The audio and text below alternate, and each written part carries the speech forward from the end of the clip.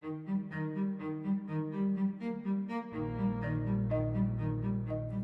spent quite a bit of time now talking about how the world can feed itself and what's happening to the great ecosystems, rainforests, oceans, the polar regions. Now it's time for us to focus on where most of the people live, and that's in the cities. Something remarkable happened in recent years, and that is that for the first time in all of human history, more than half of the human population now lives in cities. We know from time immemorial that our species started out as hunters and gatherers, all in vast rural areas. About 10,000 years ago, civilization began with sedentary agriculture. Rather than roaming, hunting, and gathering, humanity started to stay in one place. And as a food surplus was generated in the farm sector, an urban economy could arise, characterized most importantly by the fact that the people in the urban areas weren't agriculturalists. They were trading urban services, administration, manufactured goods, other kinds of services for the food produced by the farm communities. We know that up to the time of the Industrial Revolution, the farm sector simply wasn't productive enough to support a large urban economy. And even though the history of urban areas is known by the great monuments of Rome or London or other great cities of the world before the industrial age, the share of the world's population actually living in cities, we've already noted, was under 10% of the world's population. The vast majority of people up to the time of the Industrial Revolution were smallholder peasant farmers. With the Industrial Revolution and with the vast advances in agricultural productivity made possible by advances in scientific knowledge, the high-yield seed varieties we talked about that gave us the Green Revolution, the Haber-Bosch process that gave humanity chemical-based fertilizers, allowing a huge increase of agricultural productivity, machinery, tractors, harvesters, combines that allowed one farmer to farm a vast area as opposed to many, many peasant farmers with hoes, each farming a very small area, meant that a smaller and smaller proportion of the population could feed the country or feed the region.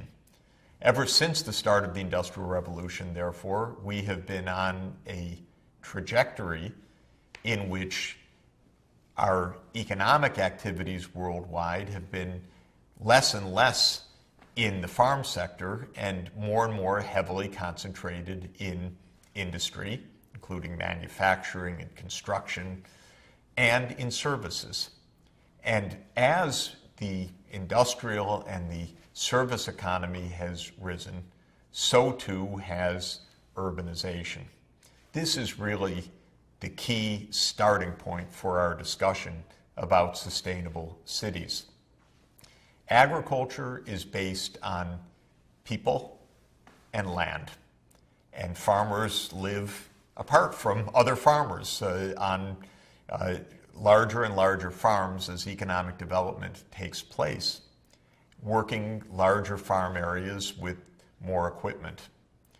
But for industries like manufacturing, finance, retail and wholesale trade, going to the movies, other forms of entertainment, sports events, public administration, it's not the land to the people that matters, it's people in the face of other people. It's the human interactions. The highest productivity for manufacturing, for construction, for wholesale and retail services, for finance, for public administration, for other specialized services, law and medicine, public health, are when people are concentrated in an urban setting.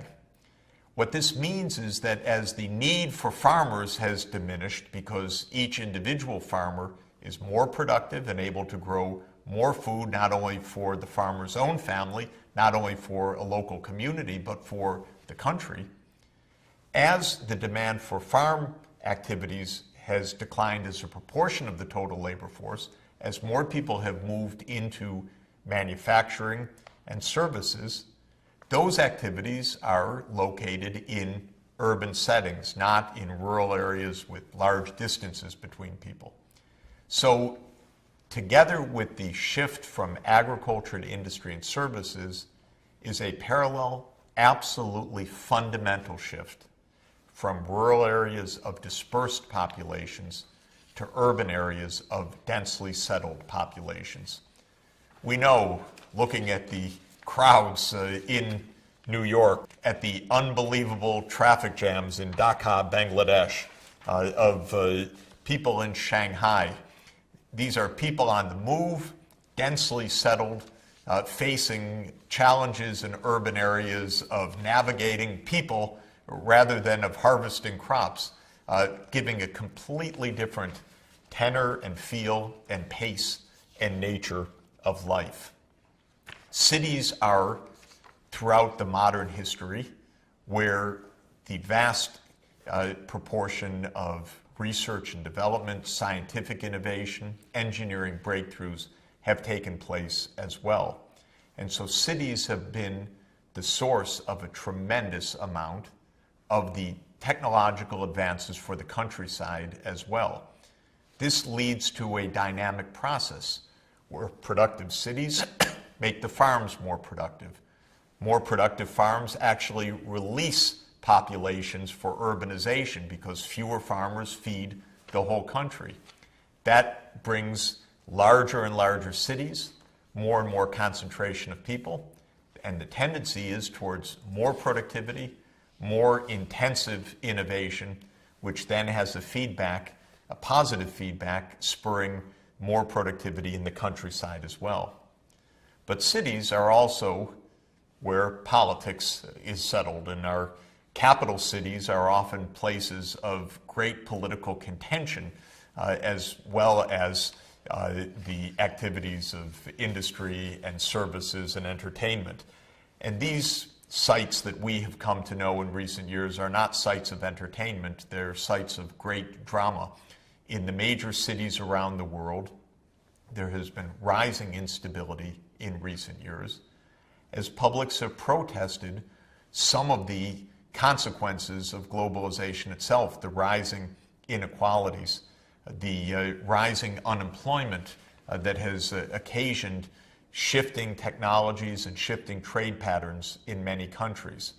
Of course, the information age has made people more aware. It's allowed people to organize more easily. It's made people demand their say in government as well, overthrowing dictatorships. It's also enabled governments, in many cases, to impose stronger order themselves because they use these technologies for clashing with their own citizens or cracking down on their own citizens in many cases. The result is a lot of instability, and the instability shows up in the cities. So what can we say as a starting point to an exploration of what will it mean for the cities to be sustainable? Let's understand what is really distinctive about cities, understand the basic trends of cities today, and where we are likely to see developments in the future, and from there to define what a sustainable city really means, give examples of how cities are taking innovations for sustainability, and how cities can plan ahead so that they are ready to confront the rising challenges of environmental change, for example, that will confront them in future years. What's distinctive about cities? First, population density. By definition, an urban area is a densely settled area. Of course, the large cities are now not thousands, but millions. And the megacities are places of over 10 million population, and their number is growing significantly. Second is the economic activity. There may be a little bit of urban farming, but by and large, cities are about industry and services. And in the high-income countries, overwhelmingly in services, because services are the economic activity most demanding of face-to-face meetings where population density is of the essence for efficiency. Industry is somewhere in between farming and services, and it can be on a periphery of the cities, but the cities and the city centers are dominated by retail and wholesale trade, by finance, and by other public services, including public administration. Generally, cities are high productivity areas. What does that mean? If you compare the output per person in urban areas and in rural areas, it's quite typical that urban areas within a country might be 2 or 3 times more productive on average than the rural areas. Higher value added per person in the cities. Cities, as I mentioned, are also places of innovation. Whether it's universities, research laboratories, major businesses introducing new products, cities are the locus of a tremendous amount of innovative activities, and it's from the cities that innovation spread to outlying areas. Cities in general are coastal. We've already noted why that is when we first looked at the patterns of the Industrial Revolution, and when Adam Smith noted way back in 1776 that development starts at the coast and moves gradually to the interior. Big cities are coastal because that's where trade is lowest cost. That's where it's possible to move goods internationally, to take inputs from the rest of the world, and often for the great cities to move goods along major riverways to the port that constitutes the hub for that city, and from that port out to world markets. Consider New York City, my hometown, for example. It is not only a great trading city, but it is the terminus of a major sea-based network, on the one hand taking goods from the Atlantic Ocean trade, and on the other connecting the interior of the United States through a waterway system that was already operating at the beginning of the 19th century.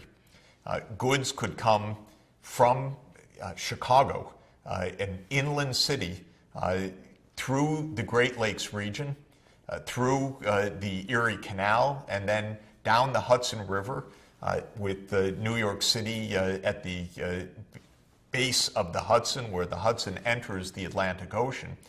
And that marvelous location, the unique location on the eastern seaboard, allowed New York not only to connect the United States with the world, but to connect the interior of the United States with the coast.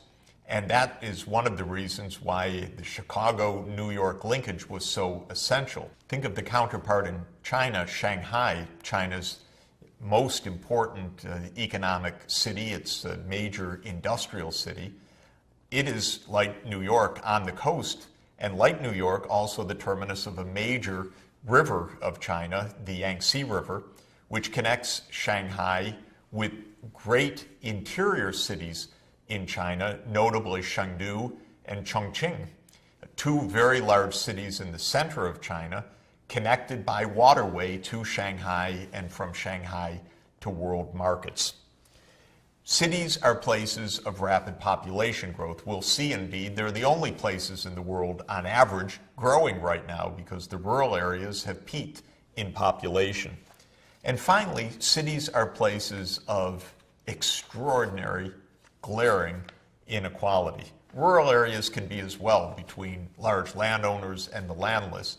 Cities can put the rich and the poor next to each other, often in shocking ways, just as we already have seen in the sites of Rio, with its grand, towering modern buildings right next door to the favelas of Rio. What you're looking at here is the demonstration that economic development is accompanied by urbanization. On the horizontal axis is per capita income, and on the vertical axis is the proportion of the country that is living in urban areas. What you see is an upward sloping curve. Higher incomes, more urbanization.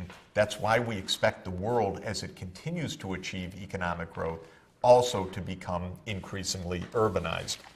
The United Nations Population Division makes the following forecast, and that is that the rural-urban populations crossed around 2010 when half the world, for the first time in history, became urban.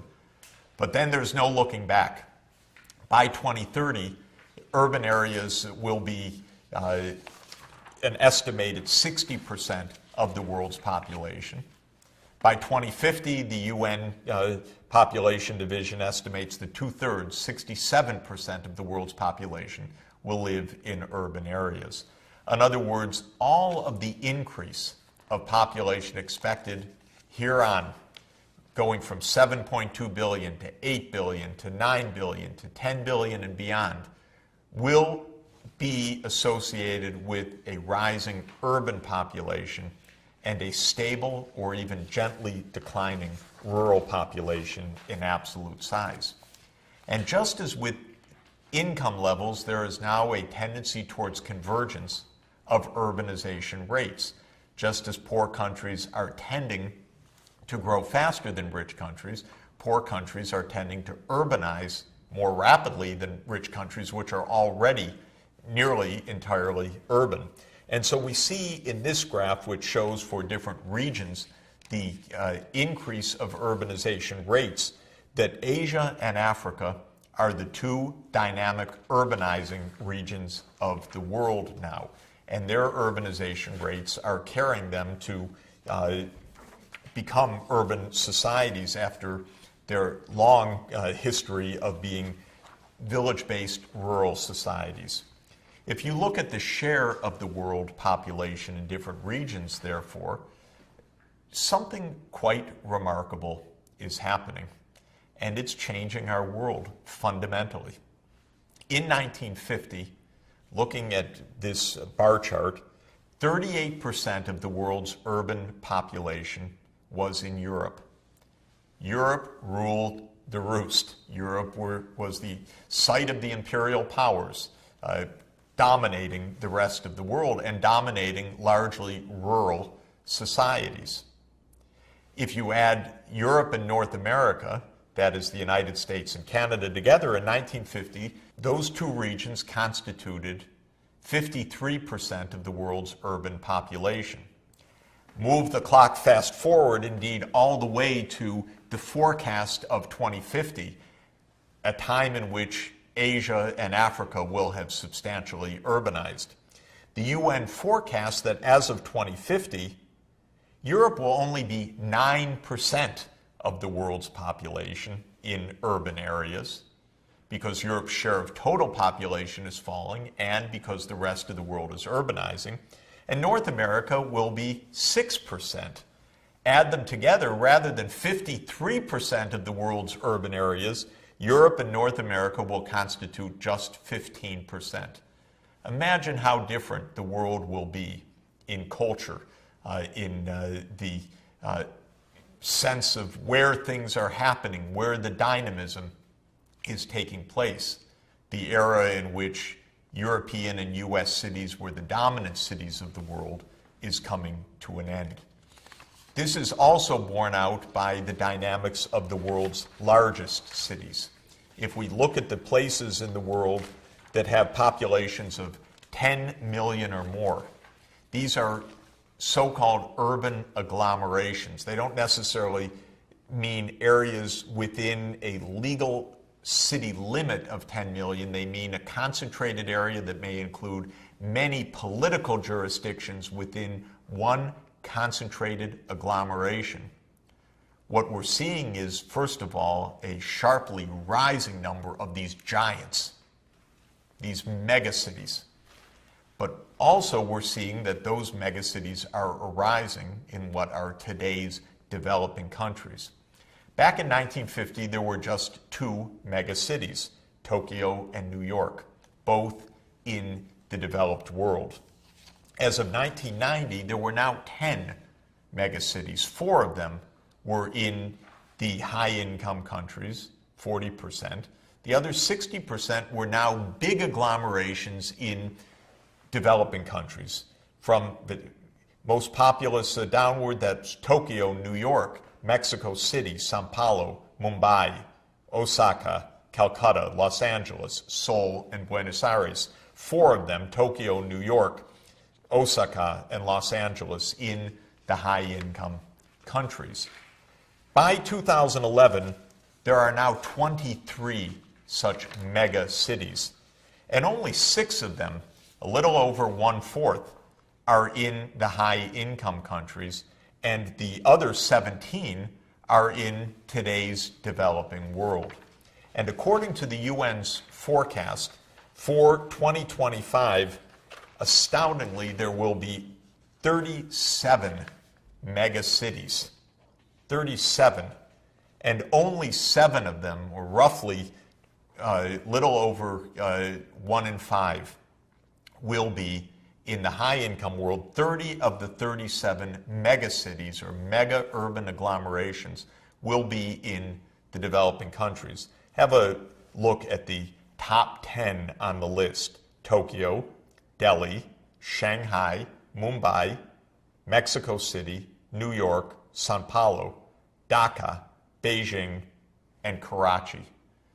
So only 2 of the top 10 in what is today's high-income countries, Japan and the United States, the same 2 that were the only 2 back in 1950, and the other 8 are megacities in the developing countries today. Of course, many of those countries are reaching high-income level status as a result of economic convergence.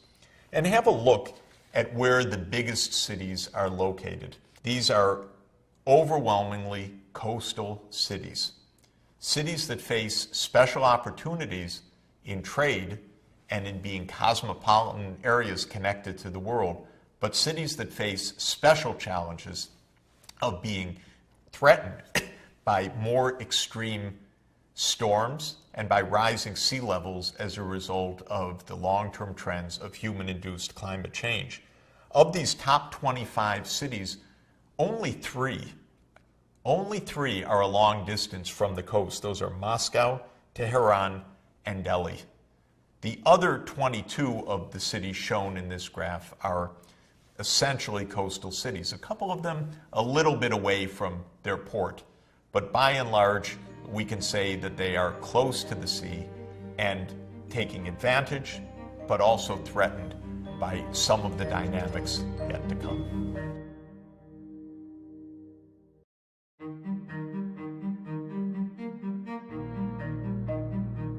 If most of us are going to live in cities, then we better ask the question, what is it that makes a city sustainable? And the answer that I want to give is twofold. One is that it is a green city.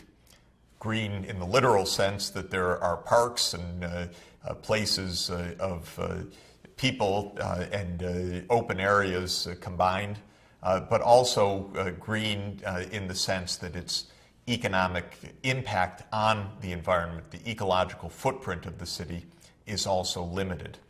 The other dimension of a sustainable city is that it is resilient.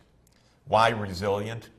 Because we, in the age of the Anthropocene, in the era of planetary boundaries, in a period where, whether we like it or not, we are going to be experiencing more jolts of human-induced climate change, know that the cities are going to be buffeted.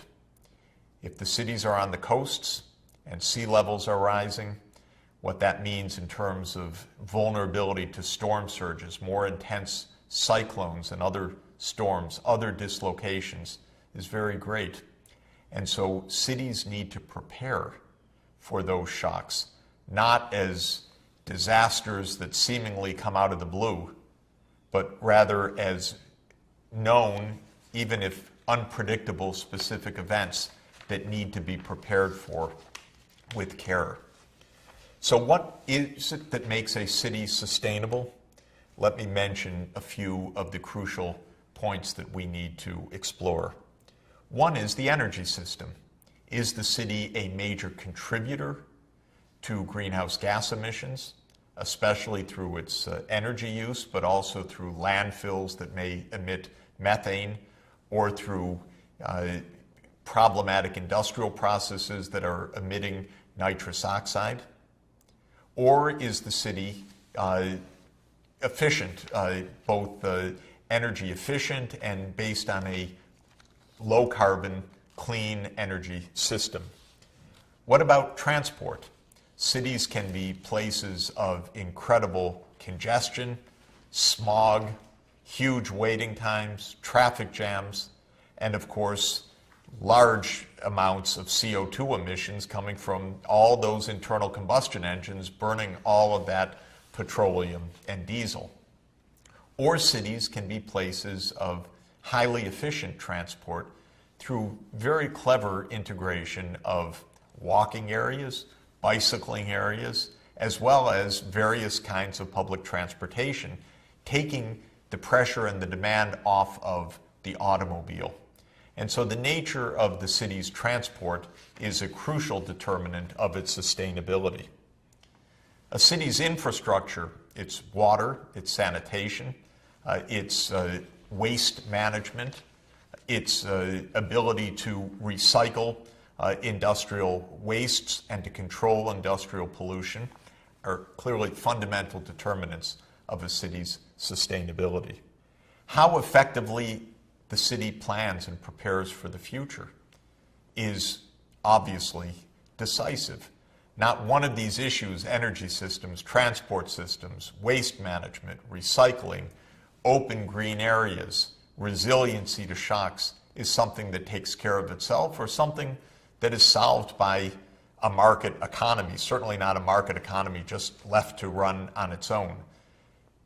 Urban resilience and urban efficiency and low ecological footprint, low impact on the natural environment are aspects of city life that must be planned. What does it mean for a city to be unsustainable? Well, first, it means that the city is highly vulnerable to shocks.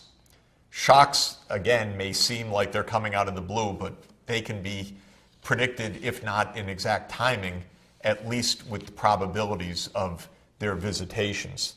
Cyclones, droughts, earthquakes in many places, floods and storm surges, landslides. In a few cities, volcanoes are threats to lives, to livelihoods, to the economy. And mitigating those threats, anticipating the risks, making cities resilient, able to withstand shocks such as these, is absolutely a fundamental part of sustainability and a fundamental signal of unsustainability when those preparations are not made. Pollution of the air and the water, the kind that afflicts, unfortunately, dozens and dozens of China's cities today after 30 years of rapid industrial growth, but insufficient attention to the pollution consequences, cause many cities to be hazards for their populations. The air that people breathe, the water they drink, can take years of life away. Cities are unsustainable when they haven't prepared properly for their water supplies. Just about every city in the world has a huge job to do in anticipating water needs and ensuring that water and sewerage, waste treatment, are properly managed. And there are many, many choices as to how to do that, and I will want to show you a bit about that in New York City, because New York has managed very cleverly to provide a city of more than 8 million people and an urban agglomeration far larger than that with safe water at relatively low cost by thinking ahead. Cities are unsustainable when they are unproductive because people are sitting in traffic jams for hours every day, breathing polluted air, losing productivity, poor health, social inequalities that make it impossible for large parts of the population to participate in a productive way in the economy of the city.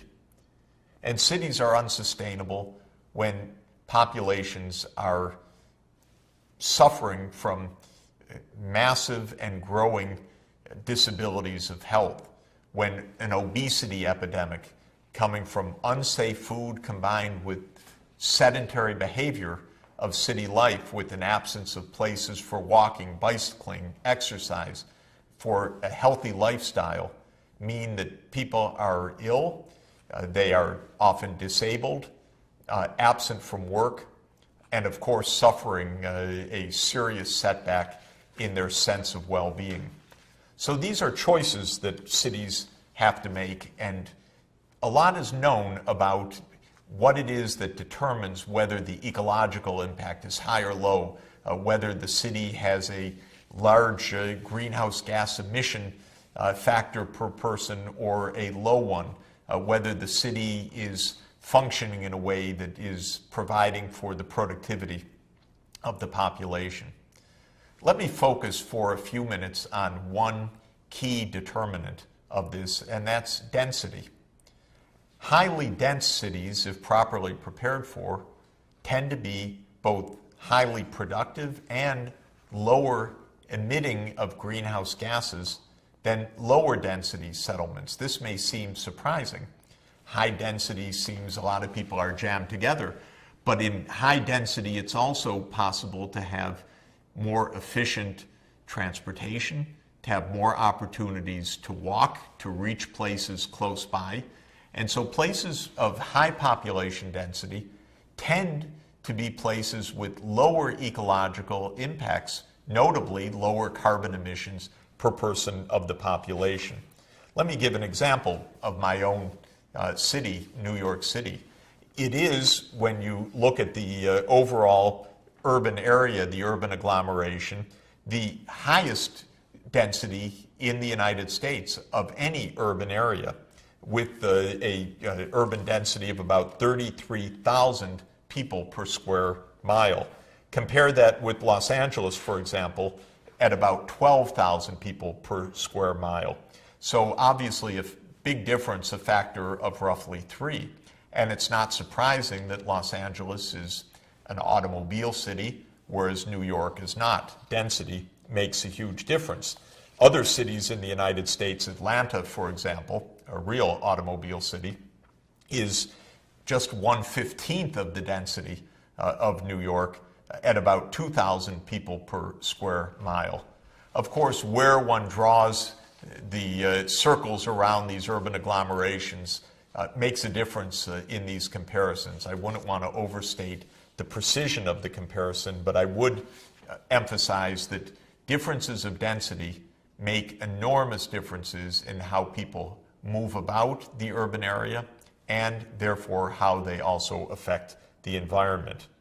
If you look at New York, at the number of commutes between 2 points by walking, for example, it's estimated that in New York, about 36% of all commutes or transit are by public transit or by walking. People either are taking buses, the metro service, or walking. Compare that with an automobile type city, say Atlanta or LA. In LA, instead of it being 36%, the estimate is just 8%. People are going by car to most places. In Atlanta, about 5% are by public transit and by walking. When you look specifically, as this pie chart shows, how New Yorkers get to work, quite interesting. More than 40% are getting to work by subway or by rail. Another 12% by bus. Only 28% of the population is getting to work by automobile. 23% driving alone and another 5% by carpool. This is quite extraordinary. In fact, one could say that it is unique or nearly the case among American cities. It's a joy for me living in Manhattan in this highly dense area. I have the great pleasure of being able to walk to work, walk to the United Nations, walk to the university, and to satisfy amenities of all the shops right in the area, never having to get in a car. And my great joy is not owning a car. When I lived in suburban Boston, we would get in a car everywhere. In New York City, because of the much higher density, it's a great pleasure, believe me, being able to walk. Not everybody has that particular pleasure, but not having a car is an experience of a higher proportion of New Yorkers than any other urbanites in the United States. And the result of all of this is that New York is exceedingly favorable compared to the rest of the United States in carbon emissions. In other words, New York's impact on human-induced climate change is something that New York can be proud of in relative terms. In the United States, on average, Americans are emitting about 20 tons of CO2 per person per year. But in New York City, it's roughly about a third of that, roughly 6 tons of CO2 per capita. You see on this chart that of America's cities, New York City is at the very low end of CO2 emissions. People are taking energy efficient subway or the energy efficient buses or are walking. These days, increasingly also cycling. And as a result of this, the emissions in the transport sector are very, very low. Because of high density, emissions in the building sector are also rather low, with houses packed one next to the other in row houses or townhouses, as they're called in New York, as opposed to self-standing houses. There's less surface area for the heat to dissipate. It's easier to keep the housing warm in the wintertime and better insulated just by virtue of the tight packing of the townhouses and row houses that characterize New York City. Another reason for the very, very low emissions per capita. Why urbanization, as it's taking place right now, gives us the possibility, if cities are smart in the kinds of energy systems and transport systems that they build, and in the kind of zoning that encourages high-density settlements with proximity of people to the shops and to the amenities that they're looking for in the urban areas, offers a real chance for a lower ecological footprint and for carbon emission levels per capita that are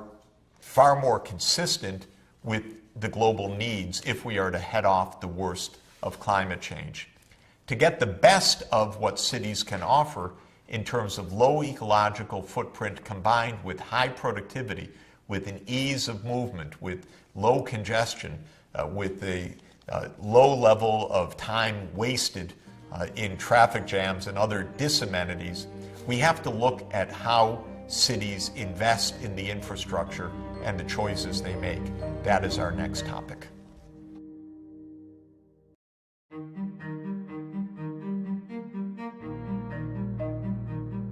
Cities need to make choices about infrastructure, how energy, transport, water, sewerage, waste will be handled. Cities are complex organisms, often with millions of people interacting with industrial processes and complex transportation and communications needs as well.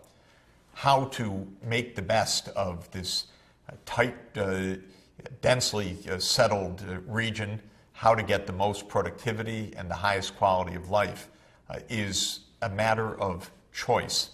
And cities that plan well, design infrastructure well, are able to maximize economic opportunities, improve quality of life, promote public health, and minimize the impact of the population on the natural environment, including a relatively low carbon economy. Some aspects of that core infrastructure include transportation. in densely settled areas, relying on the automobile as a recipe for massive congestion, air pollution, and greenhouse gas emissions.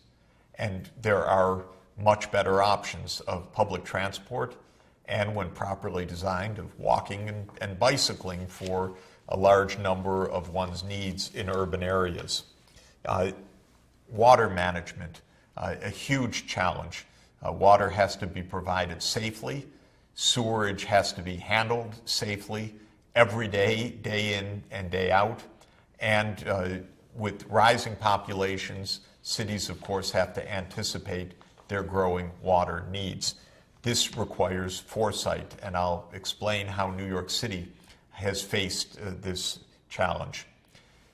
Cities generate massive amounts of waste, organic waste from food that is disposed of, sewerage, industrial waste, packaging materials, newspaper and other paper to be recycled, and how those millions and millions of tons of waste handled each year are disposed of or recycled is a major factor in the city's impact on the environment and on its own quality of life and the greening of its own environment. How the building codes determine the kinds of buildings that are built, where they're built, what their zoning is another aspect of the choices, and I will give some indication about that as well. Well, some cities manage their transport well, and in other places it's chaotic beyond imagining. Look at the commuters in Indonesia, packed to a life-threatening extent. Compare that with one of the world's most sparkling, efficient, dynamic metro systems in Seoul, South Korea, which is a huge system of hundreds of kilometers of line. Beijing and countless Chinese cities, the large ones, have all been building metro systems in recent years as well, serving them very well and wisely making the investments in mass public transportation, because the alternative for China will be and is threatened to be a massive explosion of automobile use with all of the ecological and economic ills that could attend to that. Bogota became famous as the exemplar of another kind of public transportation. That's bus rapid transit. It followed another city, Curitiba, Brazil, which pioneered bus rapid transit in the 1970s. The idea was to encourage people to move away from automobiles to buses by giving buses favorable conditions of access on dedicated lanes, very frequent service, and comfortable ways for people to get in and out of buses, waiting in stations and with stations located in convenient areas. Here you see in Bogota the famous red bus of their bus rapid transit system entering one of the covered stations, a comfortable and safe area for people to get on and off of the buses. And Bogota gets rave reviews from its own citizens and from around the world. It gets people trying to learn the lessons of Bogota's rapid transit system, and it therefore has won many, many emulators around the world. Recently, cities have started to make a full arc to their earlier traditions. And that is also to make sure that there are safe, open areas for bicycling. Europe has taken the lead in this with the bicycle lanes in many of Europe's wonderful cities, and with innovative ways now with smart cards and with the shared bicycle systems such as this one in Paris. that are leading to a renewal of what was once discarded in favor of the car, but because of congestion, because of the expenses of managing automobiles, because of the difficulties of parking, of traffic jams, because of individuals' concerns with their own CO2 emissions and contributions to climate change, people, and I should add, with the people seeking a healthier way to get to work and to spend their days, there's been a return to bike lanes and bicycle use. And I'm happy to say in New York City, this is also taking hold with great popularity. And it is an important step forward, not only for all of the ecological reasons, but for the public health reasons as well. Urbanites have come to understand in the last 20 years the hard way that if they take sedentarism to the extreme, they're not out working the fields, they're in office jobs, in the service economy, the risks to their own health showing up in obesity, in heart disease, in other costs of sedentarism are very, very high. So people are eager to find ways to get back out onto the streets, pedestrian areas in city centers, encouraging people to walk. Often the streets are being closed to cars. The congestion has just gotten out of hand. Quality of life has diminished. And people by the thousands and by the millions added up over a year are encouraged to get out and walk as they are in the Ramblas in the center of Barcelona. And this too is becoming a strategy of choice of urban zoning, especially for the core urban areas. And it is being supported not only by access to pedestrian walkways, to bicycle lanes, to improved mass transit, but also through policies such as congestion taxation, in which people are charged a steep price for entering the center of cities in their automobiles, giving a strong economic push to get out of the car, leave the car behind. For moving between cities, there are also big choices. In the United States in the 1950s, a breakthrough was made to connect America's cities by the interstate highway system. It had a very large economic impact, of course. It was an efficiency enhancer from the point of view of moving goods and moving people.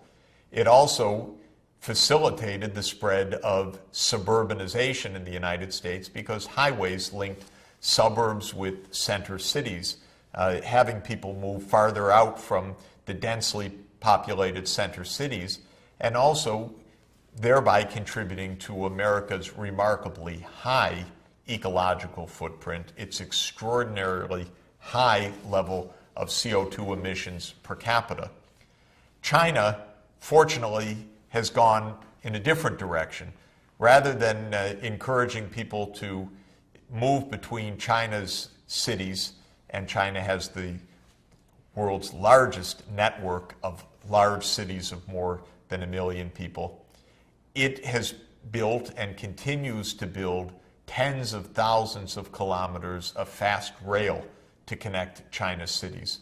This electrified transport, if the electricity grid turns green, a very important step that China will need to take in future years, will enable a low emission transport system and also one that will allow people to move very quickly with much less congestion and with much less investment in automobiles than was true in the United States.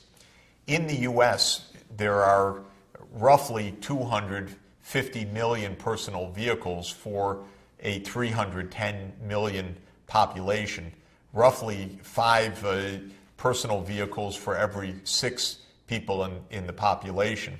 In China, the equivalent would be more than 1 billion cars. China currently has on the order of probably 120 million vehicles or so. The number's rising now quite quickly because China's become the world's largest automobile market.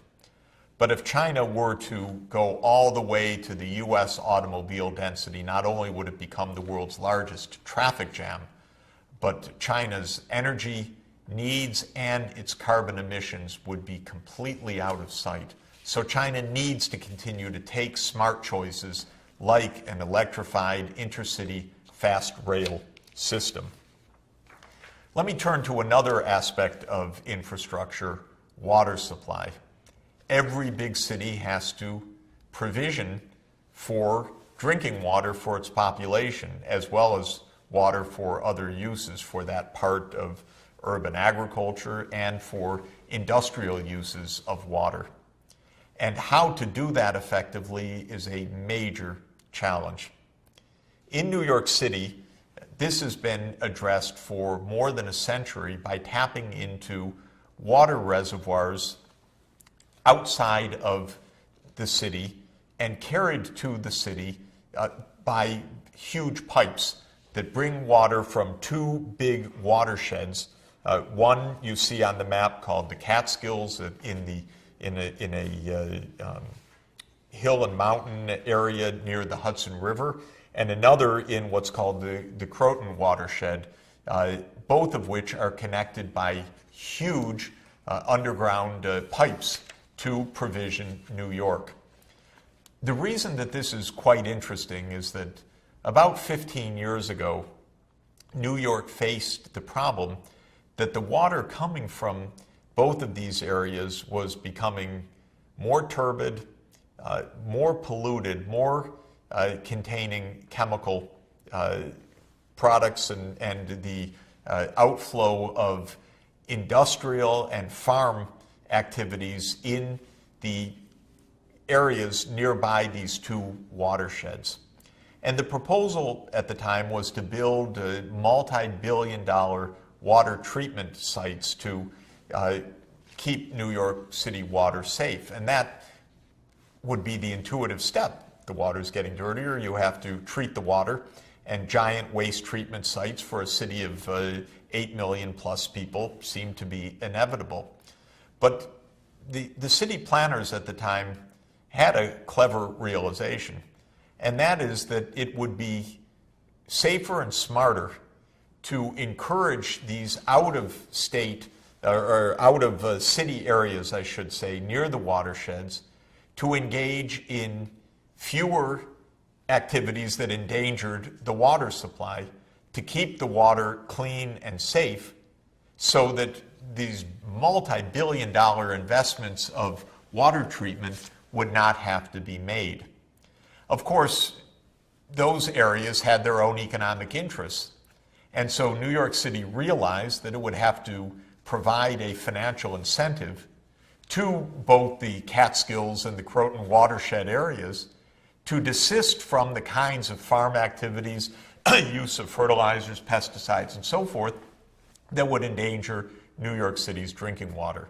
And sure enough, the city arranged for a financial transfer to these outlying areas to compensate for cutting back on some of the more dangerous processes. It's a rather ingenious idea, not easily organized by a market, but by a political agreement that satisfied the interests of both the New York City residents, who thereby avoided billions and billions of dollars of water treatment, and the residents of these outlying areas who did desist from certain profitable economic activities, but where their cities received compensating benefits. Now, it's still true 15 years later that there's going to have to be a bit more waste and water treatment to keep the water standards at the high quality levels. But still, this idea, even taking into account the further needs for water treatment, has made it possible for New York City to find a lower cost, safer, and ultimately high quality way to preserve its water supply. That's very specific for New York. Every city, every major urban agglomeration has to solve a problem like this.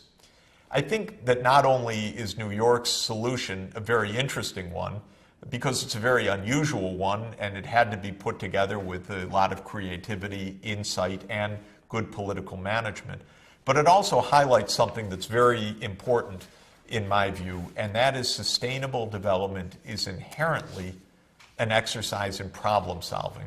Thinking out of the box, thinking out of the watershed, thinking out of the city, finding better ways to do things that can't be found necessarily in the textbooks alone. It's being creative and creating new models. Yet another aspect of urban infrastructure absolutely essential, and that is what to do with all of that waste. Some of it, paper and plastics, may be recyclable. Other parts of the waste, maybe some of the scrap metal, can also be reprocessed. A lot of the waste is organic waste, food into the garbage bags, for example, rotted food or food that's thrown out from restaurants and homes. How to handle all of this waste. Again, the usual way in the past was truly to regard it as waste and stick it someplace, especially in landfills. And many large cities around the world built massive, massive human waste dumps that were fetid eyesores, nose sores, actually carriers of pollution, and sites of massive greenhouse gas emissions, because these landfills emit methane, among other gases, and methane is one of the most potent of the greenhouse gases. Engineers came to understand much better that simply filling the land with this kind of waste was terribly unwise, dangerous for the land, dangerous for the water supply, dangerous for the air around it, dangerous for the residents living nearby, dangerous for greenhouse gas emissions, and a huge waste, because a lot of what was going into the landfills could be inputs for recycling, for industrial processes, even for the generation of energy. So in the last 20 years, cities have experimented with many different kinds of recycling programs and with various kinds of innovative waste-to-energy facilities. In Western Europe, Denmark, among other places, has been a leader also in waste-to-energy, in using various kinds of waste gas for power generation, and not only for power, but for this idea that the electricity goes out into the grid and the heat exhaust from combustion, rather than simply going into the atmosphere, is itself collected and, in the case of Denmark, pumped to urban settlement areas to heat water for homes, as well as to heat the homes themselves during the wintertime. In general, we're going to see a lot of smartening up of structures, buildings, recycling, and of the power grid itself. The concept that many cities around the world are now adopting, in a general term that will be gaining more and more specificity and examples in the coming years, is an urban smart grid. That urban smart grid may mean a smart interconnection of mobility, of public transportation, individual electric vehicles, the power grid, the household electricity use, the interconnections with the waste processing of the cities through cogeneration or use of waste gas for electricity generation. One of the characteristics of the smart grid is the use of information technologies as a breakthrough in a way to be far more efficient also in the energy use. Sensors, microsensors in housing, in appliances, in automobiles, will allow an interconnected power grid directly communicating with households and with businesses to economize on energy use, to send signals of when an extra power load is going to be needed, and to allow off-grid, decentralized power sources to smartly connect with the grid, whether it's solar panels or other kinds of distributed power generation that right now stands alone, but that will be connected in a smart way through a metered system to an integrated smart grid for the city. Finally, let me mention that as part of this smart infrastructure is smarter and smarter building codes. Buildings can be built to be efficient if they are properly engineered for proper insulation, proper location with regard to sunshine, with natural ventilation rather than ventilation driven by heating and air conditioning, with recycling of water within the facilities themselves, even with cogeneration facilities dedicated to a smart building like the Bank of America Tower in my own city of New York, a skyscraper that meets the ultimate platinum LEED standard, which is the standard for evaluating the ecological impact of buildings. One of the smart things that this very smart Bank of America Tower does is that it has a cogeneration facility for its own power needs and using the heat from that for the hot water and for the ventilation in the building itself. All of this shows technological innovation at play: information systems, smarter transport, smarter ways to recycle materials to close the loop so that cities can achieve what is within their potential. Very high quality of life, an interconnected grid for transport, for power, for water, for sewerage, and in a way with a very low and falling ecological footprint.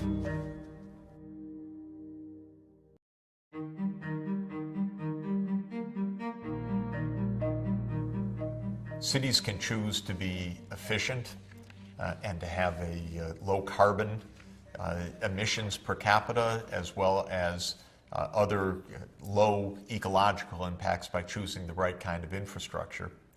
Cities also have to plan for the future, a future of rising ecological shocks coming from human-induced climate change and other trends that are underway. We have to be aware. It's straightforward, but bears emphasizing that even if humanity does everything it ought to do to head off the worst of climate change, we are still going to be living through decades where average temperatures will be rising and where the number of extreme climate-related events, whether it's storms or floods or droughts or heat waves, is going to increase in frequency. This is partly simply a result of inertia of the Earth's climate system. Temperatures have increased on average worldwide by about 0.8 of 1 degree centigrade on the planet since the start of the Industrial Revolution until today because of human-induced climate change. But even if there were no more increase of the greenhouse gas concentrations in the atmosphere, the planet would continue to warm just based on what's happened till now. And that's because while land has warmed up in response to the greenhouse gas effect, the oceans are still adjusting. The oceans are big bathtubs that take a long time to warm up. So they have what the scientists call thermal inertia. They have not yet caught up with the warming potential coming from the higher greenhouse gas concentrations. As the oceans continue to warm, average temperatures on Earth will continue to rise even at today's greenhouse gas concentrations. We could have another 0.6 degrees centigrade, for example, simply through this catching up effect as the oceans continue their rise. Of course, we are nowhere near stopping the rise of greenhouse gas concentrations as well, so we're going to have continuing impacts through more human-induced climate change, even as we struggle now to slow down the human impacts and eventually curb them altogether. The point is that climate change is with us. It's going to get worse in the future, and cities have to raise their resiliency in the face of a higher frequency of shocks on the way. What are some of those shocks? Well, heat waves, of course, will be among them. We know that the frequency of intense heat waves is on the rise, and it's going to get worse. This is life-threatening, especially for elderly people, and needs to be planned for. Water supplies will be under threat in many places in the world as climate change means changing patterns of precipitation, lower river flow, receding and eventually disappearing glaciers, meaning that what are now a city's water supply sources could come under serious threat. The rise of ocean levels is another concern of profound significance, since the world's major urban agglomerations are at the coast. And as the sea level rises, the kind of devastation that New York City experienced in Hurricane Sandy will become more common. Major storm surges, major flooding will hit urban areas. Droughts will become more frequent in certain parts of the world, such as the Mediterranean basin. We know that human-induced climate change will cause some places to dry, other places to become wetter. The general principle is dry places will tend to become drier, wetter places today will tend to become wetter. There are a lot of exceptions to that, more instability and unpredictability ahead, but there certainly are some relatively dry regions, such as Southern Europe and North Africa, that are going to become drier, and the major cities along the Mediterranean basin, some of the world's great, most historic cities, will be under threat of more prolonged droughts. This will contribute as well to food insecurity in many cities. And we know that political upheaval often follows food insecurity, whether it was the high food prices that were one of the triggers of the French Revolution, or whether it was the rising food prices in 2008 and 2009 that were one of the instigators of the massive unrest across North Africa and the Middle East. Food insecurity is part of the scene that cities have to plan for. The reliability of infrastructure is crucial, because infrastructure will come under greater stress. When New Orleans levees broke in 2005, flooding parts of New Orleans and causing massive loss of life and horrendous damage, this was a failure of infrastructure. The engineers, by the way, had warned for years and years that New Orleans levees were under threat. They needed to be reinforced. But because of budget constraints, because of putting off for the future what should be done today, one of humanity's most consistent traits, this wasn't done. The levees burst, New Orleans flooded, disaster ensued. Many cities around the world face this kind of risk. They're being warned of it. They're not yet taking the risks seriously or adequately seriously.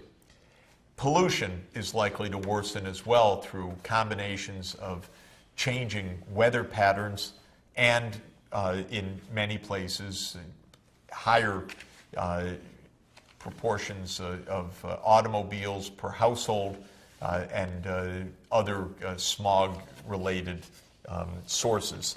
And so there are many areas where we know that climate change and other trends that are underway, interacting with rising populations, more crowded cities, larger agglomerations are likely to create tremendous risks. It's important, of course, for every city to assess those risks in a detailed way. There is no one blueprint, this is for sure. And each city, because of its distinctive topography, location vis-a-vis the ocean, location vis-a-vis cyclonic activity, whether it's the so-called typhoons, as the name is given in Asia, or the hurricanes in the Caribbean and the southern and east coasts of the United States. Cities need to know, in particular, what the challenges are for them. The United Nations Population Division has done an important classification of the major hazards faced by major cities, identifying cyclones, droughts, earthquakes, floods, landslides, and volcanoes as major hazards that need to be modeled, understood, and, to the extent possible, anticipated by the major cities. Many cities along the coast are threatened by cyclones. Some of the large agglomerations threatened by massive cyclones include Tokyo, Shanghai, Manila, Osaka, Guangzhou, China, Shenzhen near Hong Kong, Seoul, and so forth. So many of Asia's largest cities. Many cities are in dryland areas threatened by extreme droughts. Calcutta, Karachi, Pakistan, Los Angeles, with its water supply problems, even crisis, one could say. Chennai or Madras in Tamil Nadu state on the southeast coast of India. Lahore, Pakistan. Ahmedabad, India. Santiago de Chile. All cities that have a major challenge of water supply and a major risk of drought. Earthquakes, we know, are cities that sit along these seismic zones, especially where the tectonic plates meet. And as you can see in this map of seismicity, places where earthquakes have hit between 1977 and 1992, shown on this map, the heavy concentrations are along the tectonic plates. And many cities sit along these areas. Of course, California with Los Angeles and San Francisco, the East Asia with the cities of Japan, of the Philippines, of Indonesia, vulnerable to earthquakes. The cities in the Andean region, cities in Turkey, in the Anatolian Peninsula, are all highly vulnerable to earthquakes. And in the UN Population Division ranking of major cities at top risks of earthquakes in the 8th, 9th, and 10th deciles, the highest risks are Los Angeles, Manila, Istanbul, Lima, Tehran, Santiago de Chile, San Francisco, Kunming, China, Nagoya, Japan, and Izmir, Turkey. Floods, of course, affect cities along the coasts. That is most of our large cities. Tokyo, Delhi along the Jamuna River, Mexico City, New York, Shanghai, Sao Paulo, Dhaka in the delta that is Bangladesh, Calcutta, Buenos Aires, Rio de Janeiro. All cities, because of their topography, often mountains and hills around them, risks of flash flooding, coastal proximity in most cases, are highly vulnerable to massive floods, as my own city, New York, experienced in November 2012. Cities in mountain areas, of course, highly vulnerable to landslides, and a few cities are vulnerable to volcanic action, such as Quito, Ecuador. We know that these hazards are on the rise.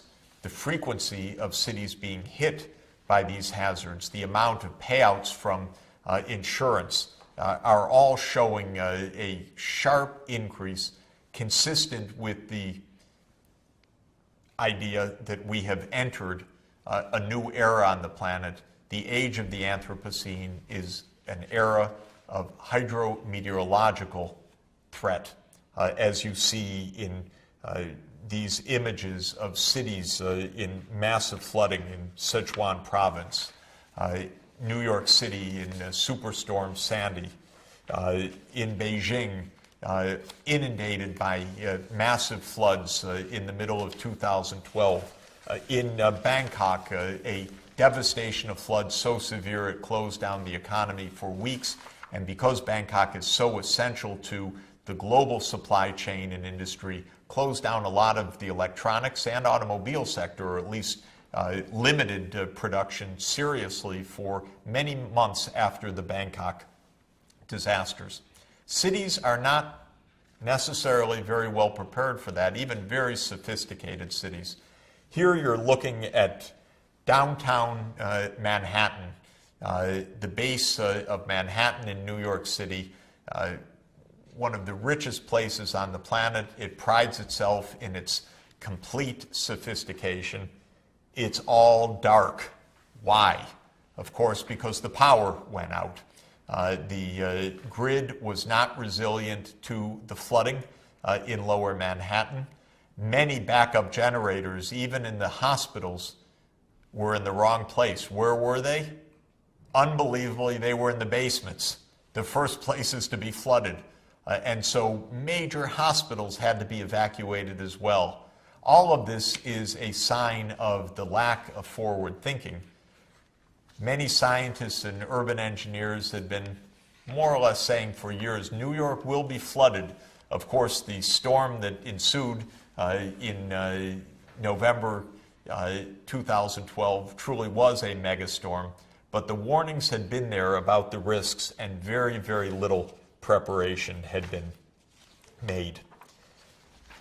We're also seeing, because of the confluence of changing weather patterns, often heat waves, more automobiles, more urban pollution because of the lack of clean energy systems, the advent of mega smog episodes and massively dangerous air. China, unfortunately, is now heading the list.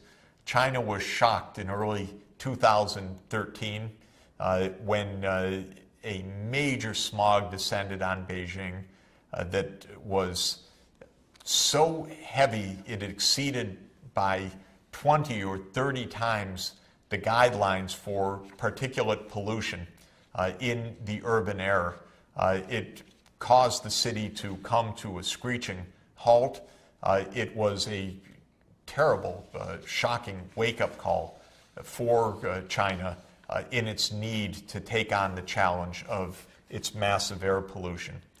The good news is it's possible to do it. Other cities have been there. Other cities that, like China, rely heavily on coal or relied heavily on coal, and without the precautions of smokestack scrubbers and other alternatives to keep the air clean. New York City had its own smog attack, but it was quite a long time ago, more than 40 years ago. And since then, pollution regulations, and especially a shift from coal and a move to much cleaner energy sources has enabled the air to be cleaned. London, as well, was a coal-burning city, like so many of China's cities are today, that moved away from coal to lower particulate energy sources. Not only does that lower the CO2 emissions, but it cleans the air as well. We know that we have to move also to reduce CO2 emissions. Even with clean air, we need to move away from fossil fuels to head off the climate change. But the kind of massive air pollution that is being experienced in China's cities today is remediable. and it's increasingly urgent, of course, that it is remediated. Cities that are in earthquake zones, we now know, can take preparations. Buildings can be reinforced at very, very low cost. When this is not done, the tragedies that hit Haiti, for example, in January 2010 ensue. In Haiti, hundreds of thousands of people died suddenly in a terrible earthquake whose epicenter was just at the city of Port-au-Prince. When a similar magnitude earthquake had hit Kobe, Japan a few years earlier, the death toll was high at about 5,000, but nothing like the devastation in Haiti. Haiti, as a poor country, had not taken precautions. The buildings were rock or brick buildings without being fortified against earthquake risk. This kind of devastation also can be predicted, can be modeled, and can be avoided through safer zoning, fortified structures, preparation for this kind of risk. Finally, with sea levels rising around the world, cities are finding that they have to think the unthinkable to protect themselves from a sea level that they thought was securely behind ocean walls or fortifications or dikes in the past, but now are surging past these protections and threatening the cities with inundation. The Netherlands is probably the world's most experienced place in the whole planet of battling the sea level. It is a country that is substantially below sea level, so throughout its history, it's had to create special fortifications, dikes and other barriers to protect the Netherlands from sea level flooding. As the seas continue to rise, as Netherlands experienced horrible episodes of flooding and loss of life in the 1950s, the Netherlands engineers have become world leaders in creative solutions, what to do to protect its great heritage, culture, and major cities from a rising sea level. What you're looking at here is one of the great acts of foresight and engineering creativity on the planet.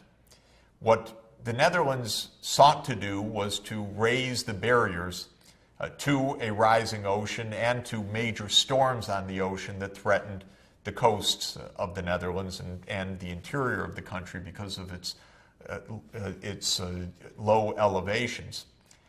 And as they thought about this protection, they realized the cost that would attend to a standard engineering design simply to block the ocean from the coastal areas.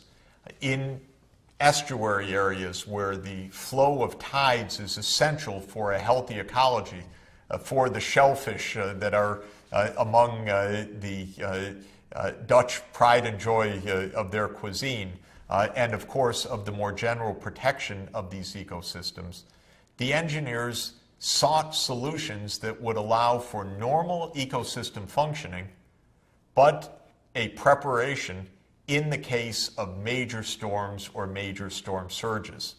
And what you see here is called the Eastern Scheldt Barrier, an ingenious multi-billion-dollar creation of Dutch engineering that allows for a protection against sea level through gates that close off during storm surges and during threats of major flooding, but that in normal times remain open to allow for the normal ecology of ocean flow and tidal fluctuations to hold. And this is an example of thinking ahead, of problem solving, of combining engineering, ecology, and public policy in an absolutely splendid and dazzling way. The Dutch thought ahead. It took more than a decade of planning and thinking to bring this into realization. It has required billions of dollars to do so, but it offers an ecologically smart way for the Netherlands to continue its age-old vocation of protecting itself against the sea, but at the same time loving the coastal ecology and the ecosystems that support the Netherlands and by extension support all of us around the world. We need that kind of smart engineering in order to ensure resilience. We need forward-looking behavior. We need to combine ecology, engineering, and public policy to keep our cities resilient and desirable places to live in the 21st century.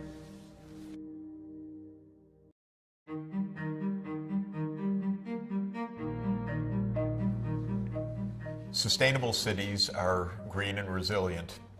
They're green in that they have a low ecological impact, low greenhouse gas emissions per capita, a pleasant environment for people to live and to work, safe and clean air, parks, ways for people to remain active and healthy. They're also resilient in that they know that increased shocks are on the way, that in the age of the Anthropocene, storm surges, heat waves, massive floods, droughts, food insecurity, unfortunately will be real and growing threats in the future that must be anticipated. Smart cities plan in smart ways with transport infrastructure, power systems, water and sewerage, in smart grids, in smart zoning that enables them to be green and resilient. And I'd like to just speak for a few minutes about one example of such planning in my own city, in New York City, because I think that New York has been doing a good job of planning for sustainable development, thinking ahead, understanding the risks and the challenges. Now, it got a major kick in the pants with, and worse than that, with a Superstorm Sandy, in November 2012. The massive flooding that ensued, the power blackouts, loss of life and property were shocking. The estimates are of perhaps $50 billion or $60 billion lost as a result of that superstorm. At the same time, in looking at what might be done to reduce the risks of flooding, it's clear that the costs are also going to be high. So choosing properly new infrastructure, zoning, location policies, preparedness is also absolutely crucial and core to a city that looks ahead. The price tags look to be even tens of billions of dollars of preparation against future floods. So what can we learn from New York City's planning, and what does it imply for how other cities around the world can take up the challenge of sustainable development? As you see here, a timeline of cities that are adopting sustainability plans. New York was not the first in the United States. Pride of being first goes to our two cities in the northwest of the United States, two very green cities, Portland and Seattle, with a wonderful and rightly deserved reputation for great environmental sensitivity. Back in 1994, already they looked to sustainability, how they could reduce greenhouse gas emissions, and how they could be resilient to climate change. Other cities began this kind of serious planning, and New York City was relatively early in adopting what is called Plan YC in 2007. Many, many cities around the world are now doing this kind of planning. Copenhagen with a major program in 2009, Rotterdam in 2010, and cities around the world now adopting sustainable development plans. as the UN itself adopts sustainable development goals, this, I hope and anticipate, will be a major spur to hundreds more cities around the world, thousands more cities it should be, taking on this challenge of looking ahead to how best to be green and resilient. What does Plan YC call for? It has 10 goals that are important to note. First is housing and neighborhoods, anticipating changes of population. New York anticipates a continuing rise of population, perhaps another 1 million people within the next couple of decades, and making sure that housing is affordable and sustainable is part of any forward-looking plan. Parks and public space is vital for quality of life and for public health. Cleaning up polluted areas, so-called brownfields, is a third goal. Waste fills, dumping sites that are dangerous for local communities, for the water supply, and that deprive New York of valuable land that could best be used for other purposes. Improving the quality of waterways for transport, for recreation, for water safety, for coastal ecosystems is a fourth goal. Ensuring the safety and adequacy of New York City's water supply is obviously an absolutely central objective for sustainability. Sixth is transportation, a robust, resilient, efficient, low-cost, ecologically sound public transportation system for use for the community and for the enormous business sector of the New York City region. Energy efficiency, energy reliability, avoiding the kinds of massive blackouts and shutdowns that occurred during Superstorm Sandy, being much more energy efficient as part of the overall greenhouse gas mitigation strategy. Improved air quality to keep particulate pollution low, to keep air quality as high as possible. Solid waste management to get away from the traditional landfill model with all its high costs and loss opportunities, and to look for new strategies, for instance, waste to energy and much more recycling. And finally, mitigation of climate change. New York already has a per capita CO2 emission that is less than a third of the national average. But at 6 tons per capita, that's still going to be far higher than what the world standards will need to be, something closer to between 1 and 2 tons per capita as of mid-century. So New York, like the rest of the United States, is going to have to become a lot more efficient and a lot less carbon intensive in its energy system to reduce sharply the greenhouse gas emissions. These are 10 major goals of Plan YC. They have then been scrutinized by experts, both outside city government itself and by the city government and by various regional bodies to determine best approaches. As we've seen, cities need to innovate. They need to be clever to secure their water supplies, to secure their safety from coastal storm surges. They need to be specific. There is nothing that can be taken straight off the shelf when it comes to a city because of the unique conditions, geographic conditions, risk conditions, cultural conditions, economic conditions that have to help shape a sustainable development plan. Let's look at a few of the kinds of innovations that New York City is adapting. First are smart roofs and local adaptations in the thousands and thousands of buildings across the city to reduce the urban heat island, to help keep New York cooler in the summers, to be more efficient in the management of water, to stop overflows of sewerage and storm surges.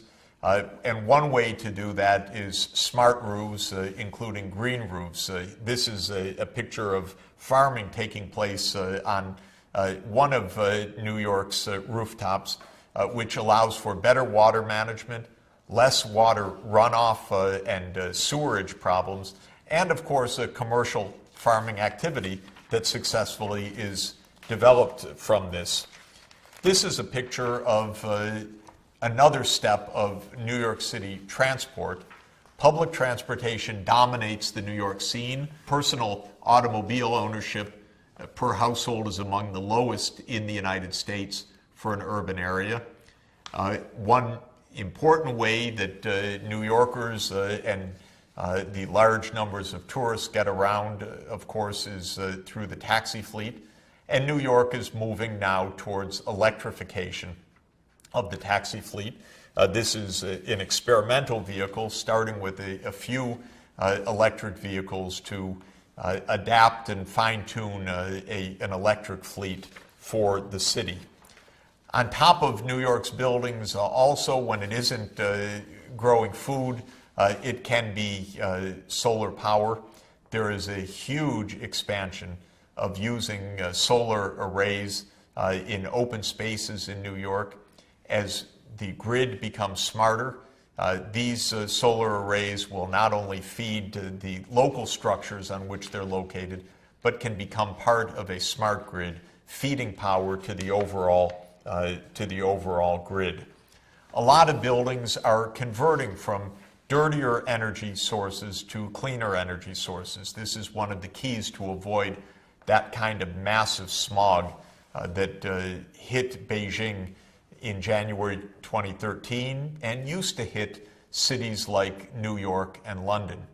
New York and London moved away from coal burning within the city many years ago, cleaned up smokestacks with smokestack scrubbers, try that one on for size, and reduced particulates. Now there is a strong move on to reduce particulates further by moving away from heating oil, for example, used in furnaces and boilers in many parts of the city, moving towards electrification of heating or to cleaner energy sources such as natural gas. The line that's shown here is showing the number of buildings that have already converted from heavy fuel use, and there's already been a significant decline of particulate emissions in New York City as a result of this conscious policy. As part of Plan YC, New York has adopted a goal of reducing New York's carbon dioxide emissions by 30% by the year 2030. This is quite notable for a lot of reasons. One is that the federal government has no such policy. What's happening in the United States is that while the federal government is gridlocked, many cities and states are taking actions on their own because they know that that gridlock has to be broken sooner or later, and that all over the world we're going to need to decarbonize energy systems. And it makes no sense, even if it's not required right now, simply to put one's head in the sand and say, I'm not going to worry about carbon emissions until it is required, because no city wants to wake up with a high carbon intensity energy system that then requires very high cost retrofitting. So New York is rightly thinking ahead, even if the US federal government is not yet thinking ahead. And from the business as usual scenario, to reduce by roughly 30% will require action in several areas. First is efficient buildings. Buildings that use their energy far more effectively, that depend on natural heating and cooling by internal ventilation systems that are greener and less energy intensive than in the past. by cogeneration systems and recycling systems within buildings, by better insulation and materials that are chosen to allow for a much lower use of power for heating and cooling. Second is a cleaner energy supply, one that moves away from fossil fuels to renewable energy, like the solar arrays on New York's roofs, or by bringing in renewable energy from a greater distance. New York has plans to bring in more hydroelectric power from Canada through long-distance transmission lines as part of its strategy for reducing CO2 emissions.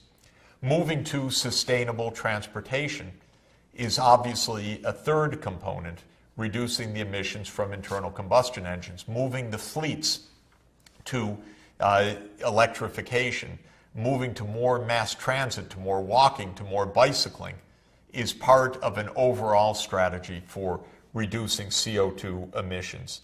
And then finally, a fourth category is managing solid wastes. We know that waste fills are a loss in two ways.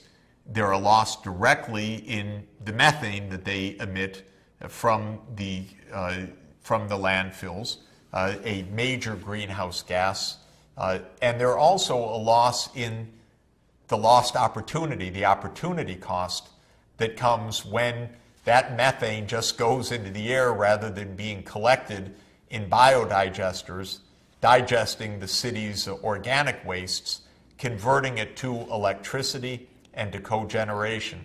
If Ankara, Turkey can do it, other cities around the world can and should do it as well. Take an example.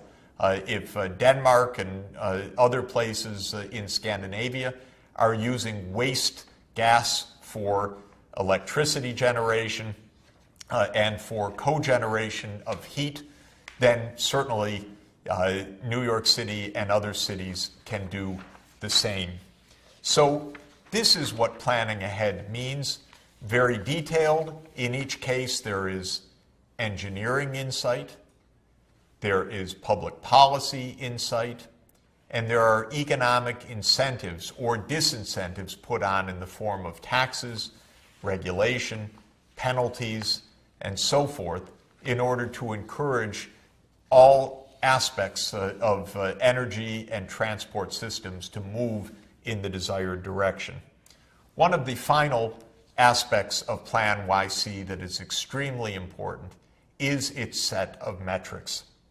Here you see a dashboard. The dashboard describes for each category of goal specific quantification of what the goals are supposed to accomplish, the most recent figures, and then in the right-hand column an arrow up or an arrow down. Is the city making progress, or is it falling further behind the goals?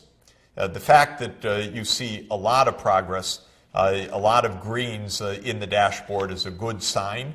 The fact that there are problems areas still is an indication of where increased public policy focus is needed.